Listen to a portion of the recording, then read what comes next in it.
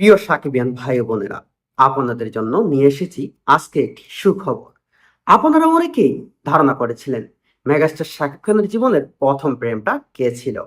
অবশ্যই আপনাদের সর্বপ্রথম নামটা আসছে অপু বিশ্বাস, তারপর আসছে চিত্রনায়িকা শবনম বুবলী।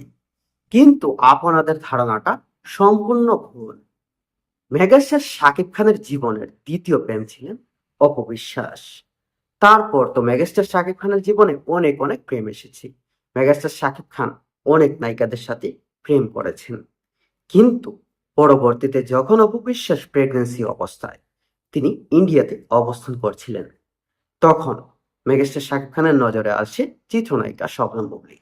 এর আগে কখনো চিত্রনায়িকা শবনম বুবলীর সাথে মেগাস্টার শাকিব খানের কখনোই কোনো যোগাযোগ বা কোনো সম্পর্ক ছিল না।